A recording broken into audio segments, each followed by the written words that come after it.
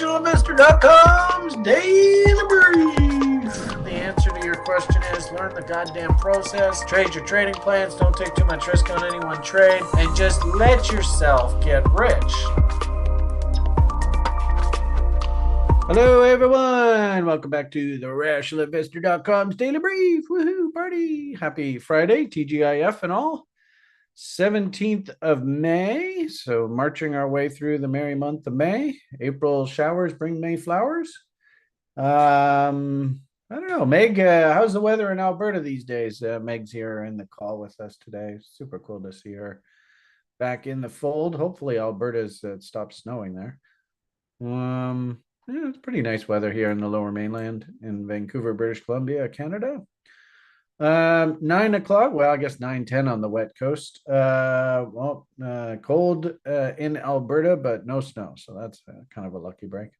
Did see that it was snowing for Vladdy's May Day parades in Moscow, which was a bit of a shock. I don't really like snow that much, other than to maybe ski. Anyway, so 10 minutes past the top of the hour. My apologies, start a little bit late here this morning. A bit scatterbrained, I suppose. I am in a trade, and if the alarms all start going crazy, it means I have to move my stop to scratch on the trade, so I might have to interrupt the call to actually move a stop. Hopefully, fingers crossed, that would be a good thing, that the trade's heading in my direction, but no alarms yet, and I don't really want to look at it. I just want to leave it alone. Hopefully, I can just get through all these calls with you guys. And nothing needs to be done. But having said that, I might have to do something. So that might be kind of a fun thing for you to see. But, you know, I mean, a trader's got to trade. That's the way it goes. Came into a level. I said I was going to take a shot against the level. So I did. Anyway,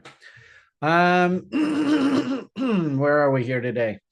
As I said, it's Friday. It's options expiry day, the big May options expiry. So, typical sell in May and walk away and all that kind of conversation. So my hunch is a lot of what's going on in the market is options related. I even put a tweet out over here yesterday that I actually think that a lot of what you see happening in things like Bitcoin right now has everything to do with this options expiry. Huge. I mean, this is just a monstrous contract here. That's over 1 million shares. And I think we calculated if this option gets exercised, these are put options, which means that the holder of the option has the right to sell the stock at 27. And I had suggested that it's probably in Wall Street's best interest to try and encourage this market, aka market manipulation, which is technically illegal. Anyway, encourage this market to go out above 27. Could be like 27.01. And this option and all of these 10,000 contracts, you can imagine the premium somebody paid for that. They all expire worthless. So what do you think? Is it in Wall Street's interest to maybe encourage this market to move a certain direction? I don't know. So when we go and look at the Bitcoin price, and we'll probably look at this a little bit more in detail in the after party, off of this double bottom, we can start drawing things like chaos theory levels. And we also have this massive AB equals CD that seems to want to take us up into this better part of 70 Gs. You can see the market's slowly marching his way higher. Fascinating how we have our happy little short sitting up there at 71,000, just doing nothing here right now.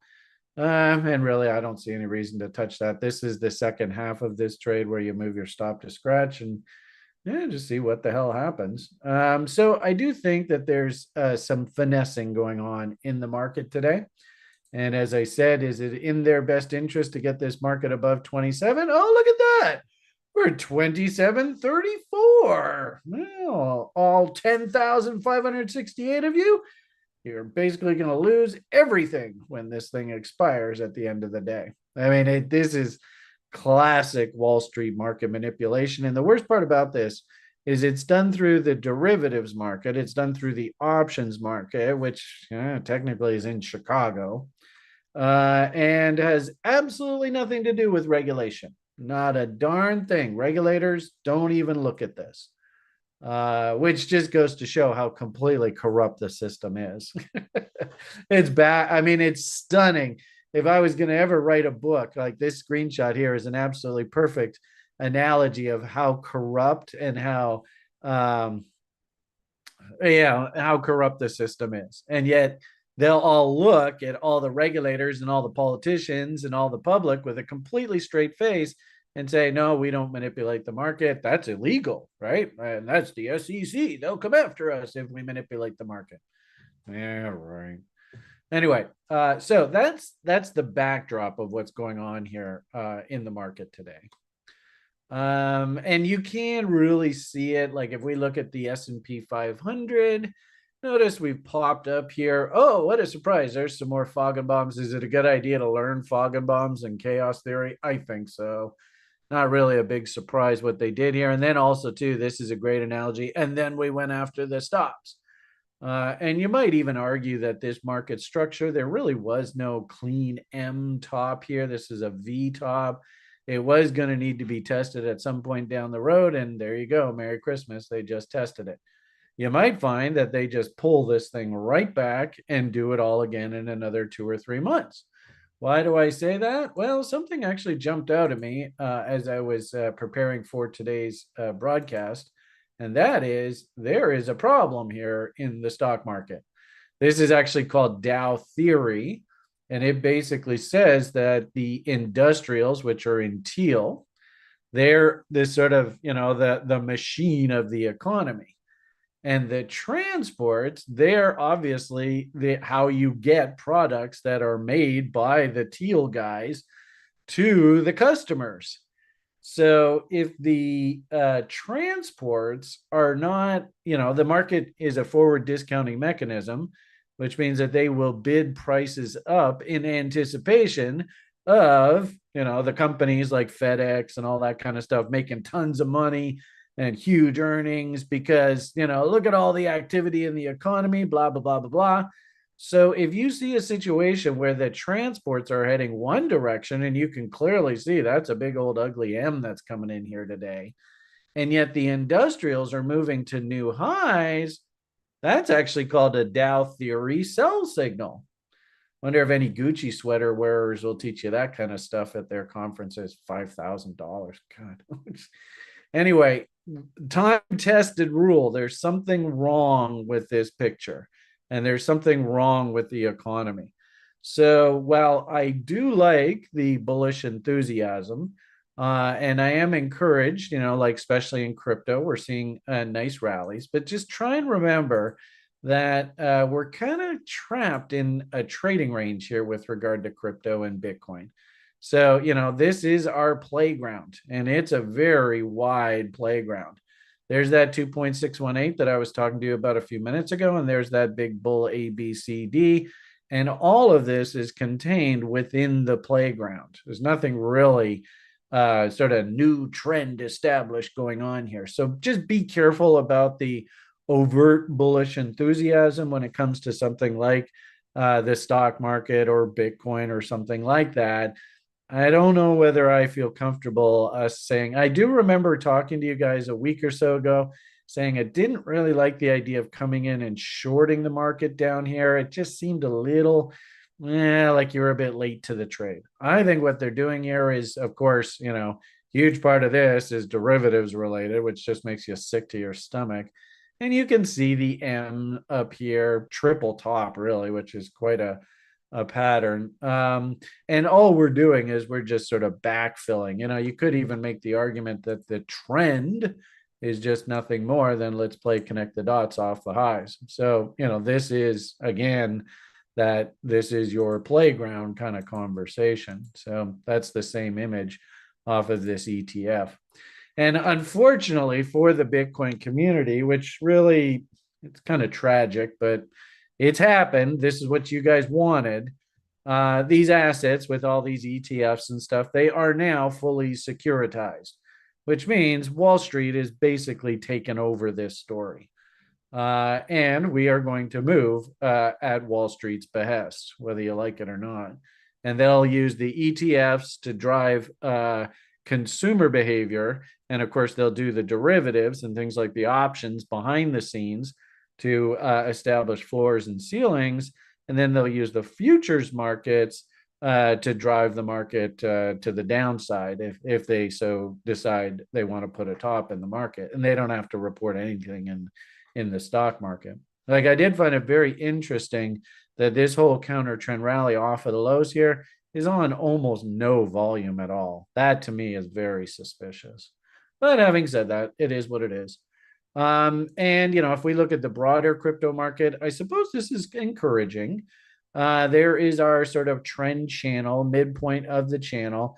And now, if you are a bull and you like bullish setups, well, this is the perfect analogy that it's not really our job to predict what the heck's going to happen in the future. Our job is to identify setups and, let's call a spade a spade. I got one higher low. I got two higher lows, maybe. I'm starting to get a W coming in off of the bot entry level. I suppose if we could, following this options expiry, if we could just get a nice polite little, maybe another W or something like that off of this range here, well, there's probably your summer silly season in crypto. So we are coming up against trendline resistance, same sort of thing. There is your playground. You can see it. But, let's call a spade a spade. Setups are setting up, so pay attention. I don't know whether, like these big indexes and stuff, this is the kind of market that I want to concentrate on. Where I think the big money to be made is, of course, is all these fun little poop coins. And whether you're playing on Solana or whether you're, doing the altcoin markets, just, buying the coins, or whether, I will say, and I've said this repeatedly, I will consistently say this message. Our crypto expert on the site, who is our CTO, Chief Technology Officer, Sjord, is I haven't met a better analyst in the crypto space than him. And if I was ever asked to come on a show and talk about crypto, I'd say, well, do you mind if I bring our expert on with me? Because he will actually answer the tough questions. This is his sort of FA portfolio, fundamental analysis driven. And then if you want to time your purchases, maybe sprinkle in a little bit of what the Beamish is offering, reload zones, divergences, W's, all that kind of fun stuff. Try and follow the 3-step setup. It works. It keeps you honest. It keeps you out of a lot of trouble. You can see that, especially his semiconductor names. And actually, interestingly enough, he was bullish on Alibaba recently. And I asked him to do a little bit of a fundamental summary for our write-up that we're going to do on Alibaba. But unfortunately, I think the stock's actually taken off here. I suppose kind of scatterbrained here today. My apologies. According to our little sheet here, I should talk about bread. So we'll just do a quick boo. One of the things, remember we were talking about Dow Theory here there a minute or two ago. I'm a little suspect about this huge move off the bottoms here. We have hit Foggenbaums.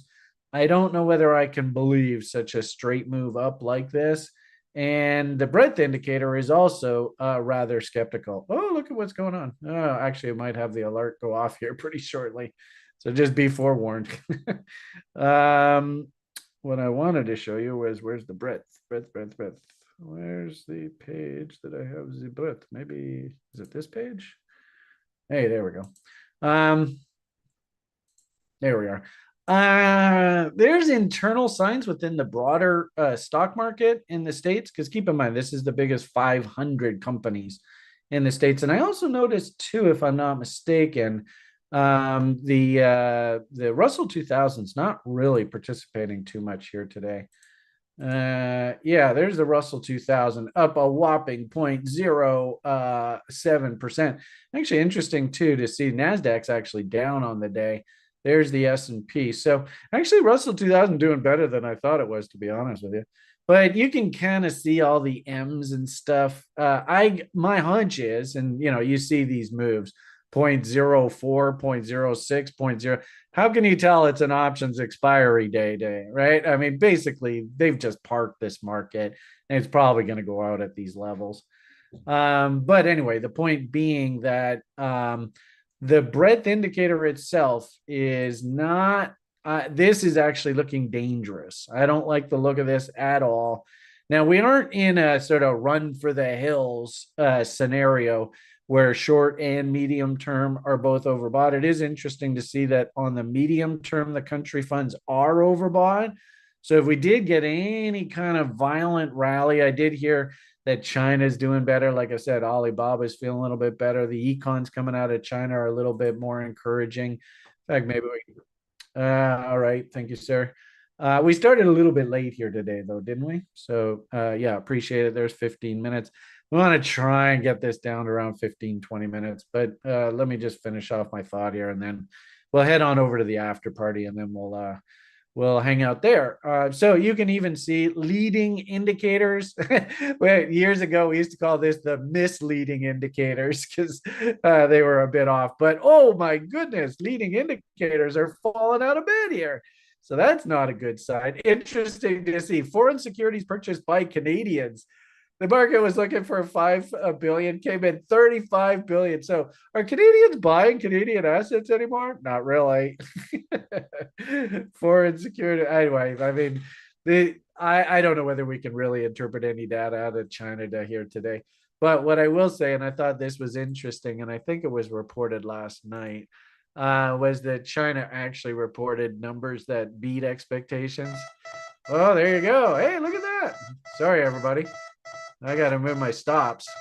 Where are we here? That's not slightly irritating now, is it? Can we just turn that off? Thank you. So sorry, everybody, but I just got to take care of some business here. Where are we here? Let's pop on over here. All right. There's my stop. There it is. We will move that down to there. All right. So that's just doing what it's supposed to be doing. And let's see, where will we go from here? I'll probably actually have on another trade over on another account. So you can see I'm all over the place. There we are. Where's that bad boy? Oh, actually, no. Yeah, actually, I put my alert maybe a little bit too high. We haven't quite hit move stop to scratch. But what the hell? I think just for the purposes of this, let's move it down there. And if I get stopped, that's no big deal. All right, I'll put that away. And that way I don't have to be distracted with you guys. Sorry about that. Okay, where were we? I wanted to see the Chinese data that came out overnight. I guess that was this page. Here we are. All right, so this is sort of the big headline this morning. Industrial production came in 6.7% up. Market was looking for 5.5. Retail sales actually came in quite a bit disappointing. So is this consumer-based economy kicking in yet? I don't know. That's a tough one. Fixed asset investment, not quite sure how to interpret that. Looks like it came in a little bit less than expected. But I think, this caught a lot of people's sort of attention here this morning, coming in much better than expectations. I always say, and it's just me, because I'm very skeptical about totalitarian dictatorships in general, and I think you all should be too. Can you actually even believe the information? That's a tough one. But anyway, let's see. Oh, Jesus, this little gold silver stock. Actually, I went and threw in another bid to buy another 5,000 shares. I love this stock so much, but you can see they're bidding up against me. I'm bidding it like right at this double bottom level. Beautiful stock. God, I love this stock. Anyway, trying to get long and trying to get longer. But what did I want to say? First off, let's take a look at China. Or not China, China. Let's see what the country fund looks like. There's the double bottom. So it's enjoyed quite a rally off of the lows. We're up about 30, 40, geez, better part of 50% return.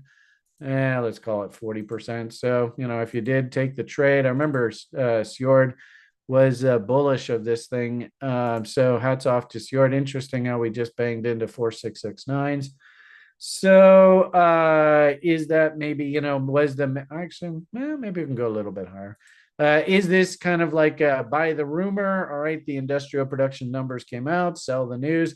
You can see all the momentum indicators are actually in divergence and getting a little bit overbought. So I definitely don't think it's a good idea to chase. We were touting recently that we were interested in that BABA, but unfortunately, this BABA is probably taken off like a rocket here. So, yeah, I can't really do anything there. If we can get a pullback down into this double bottom area, we'll be on the buy side. Does this, play out maybe through the latter part of May, early June? Maybe. You can see where the reload zones are here. And, the way I would interpret this is you just have to keep moving your reload zone. And you notice that even, from here, midpoint of the reload zone would be 70, 71 and a half. Now all the way up here, midpoint of the reload zone, 73, 73 and a half. Doesn't really move a hell of a lot. So I'm just going to be patient and disciplined. There's no reason for me to chase this.